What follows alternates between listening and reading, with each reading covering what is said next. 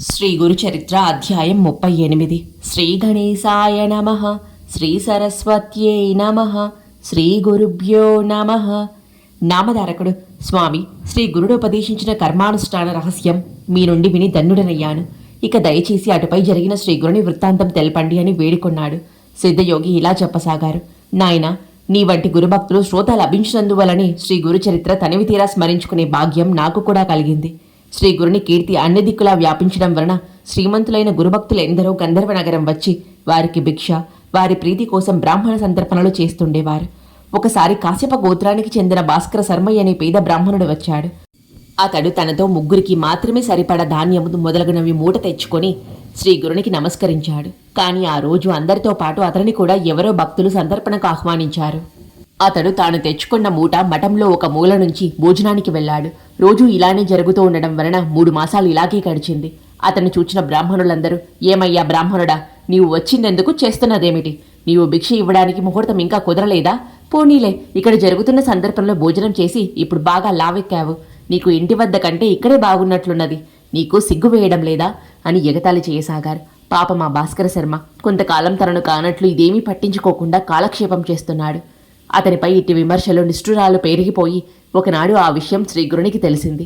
ఆయన అది సహించలేక అతన్ని పిలిచి: నాయనా, నీవు రేపు ఇక్కడనే స్వయంగా వంట చేసి మాకు భిక్ష సమర్పించు అని ఆదేశించారు. అతడు అంగీకరించి మరుసటి రోజు తెల్లవారుజామునే నిద్రలేచి నెయ్యి, పెరుగు సమర్చుకొని స్నానానుష్ఠాలు పూర్తి చేసుకొని తాను తెచ్చిన ధాన్యంతోనే వంట చేస్తున్నాడు. ఆ సమయంలో వేరొక భక్తుడొచ్చి తన రోజు శ్రీగురునికి భిక్ష చేయడానికి అన్నము మొదలైన పదార్థాలన్నీ సిద్ధం చేసుకొని ఆహ్వానించడానికి స్వామి వద్దకొచ్చాడు. కానీ శ్రీగురుడు తాము ఆ రోజున భాస్కర శర్మ ఇచ్చే భిక్ష తీసుకుంటామని, అతడు మరుసటి రోజు భిక్ష చేయవచ్చునని చెప్పారు. అతడు నిరుత్సాహపడి: అయ్యో, ఇప్పుడు ఈ దరిద్రుడు వండిన దాంట్లో ఒక్కొక్కరికి ఒక్కొక్క మెతుకైనా వస్తుందా? ఈరోజు ఎవరి కొంపలకు వాళ్ళు వెళ్ళి భోంచేయవలసిందే అనుకుంటూ వెనుకకు మరలాడు. శ్రీగురుడు ఆ మాటలు విని అతనిని అక్కడనున్న వారందరినీ ఇలా చెప్పారు: నాయన్లారా, ఈరోజు మీరెవ్వరూ భోజనానికి ఎక్కడికి వెళ్ళవద్దు. మీరందరూ భార్యా బిడ్డలతోనూ స్నేహితులతోనూ కలిసి మా మఠంలోనే భోజనం చేయాలి. కనుక అందరూ స్నానాలు చేసి రండి అని చెప్పారు.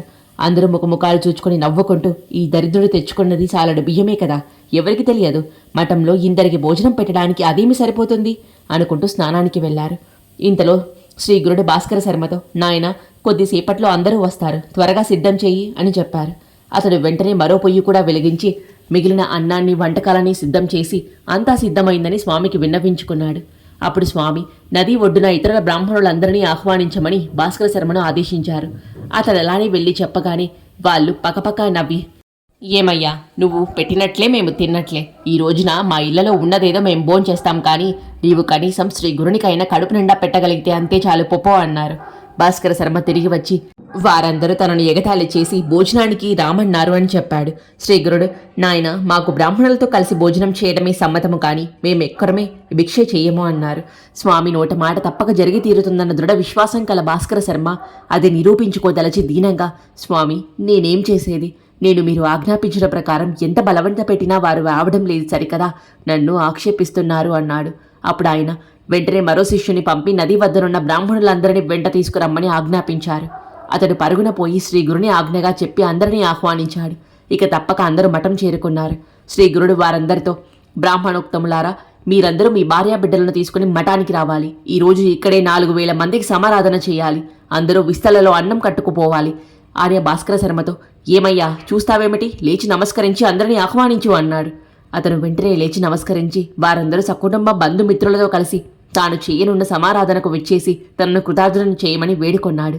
వారిలో కొందరు బ్రాహ్మణులు నవ్వి: ఓరి వరే బ్రాహ్మణుడా, సిగ్గు లేకుండా తగుదననుకొని నీవు పిలిస్తే వచ్చామటయ్యా. నీవు చేసినది ఒక్కొక్కరికి ఒక్కొక్క మెతుకైనా సరిపోతుందా అన్నారు. కొందరు పెద్దలు వారిని వారించి: తప్పు, అతను నిందించవద్దు, ఇందులో అతని దోషం ఏమీ లేదు, గురువు చెప్పిన ప్రకారం చేస్తున్నాడు అని మందలించారు.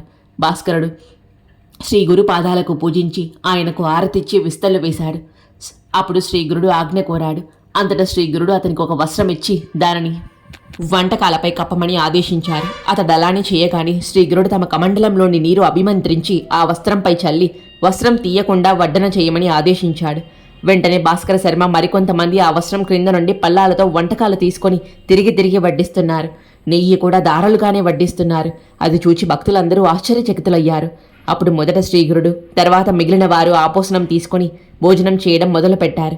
భాస్కర శర్మ ఒక్కొక్కరి వద్దకు వెళ్ళి నెమ్మదిగా కూర్చొని కావలసినవి అడిగి వేయించుకొని తృప్తిగా భోజనం చేయమని చెప్పాడు. భోజనాలయ్యాక అందరికీ తాంబూలాలిచ్చి స్త్రీలకు పిల్లలకు అన్ని వర్ణాల వారికి బంతులు బంతులుగా కూర్చోబెట్టి వడ్డన చేశారు. చివరకు ఊరిలో విచారించి భోజనం చేయని వారెవరూ లేరని నిర్ధారణ చేసుకొన్నాక శ్రీగురుని ఆజ్ఞ తీసుకుని భాస్కరుడు గురుప్రసాదం స్వీకరించాడు. అప్పుడతడు వెళ్లి చూచి అతడు వండిన వంటకమంతా అలానే ఉండదని స్వామికి మనవి చేశాడు. దానిని జలాచరులకు వేయమని స్వామి ఆదేశించగా అతడు అలానే చేశాడు. కొద్దిపాటి అన్నంతోని వేలాది మందికి గొప్పగా సమారాధన జరగడం వలన గురు మహిమ అందరికీ తెలిసింది. శ్రీగురుడు సాక్షాత్తు అన్నపూర్ణేశ్వరుడేనని, వారికి అనుగ్రహానికి పాత్రులైన వారికి ఎట్టి కొరత ఉండదని అందరూ కీర్తించారు. అప్పుడు శ్రీగురుడు భాస్కర శర్మను ఆశీర్వదించి ఇంటికి పంపివేశారు. శ్రీగురుని కీర్తి మరొక్కసారి అన్ని దిక్కులా మారుమోరోగింది. శ్రీ దత్తాయ గురువే నమః. శ్రీ శ్రీపాద శ్రీ వల్లభాయ నమః. శ్రీ నృసింహ సరస్వత్యై నమః.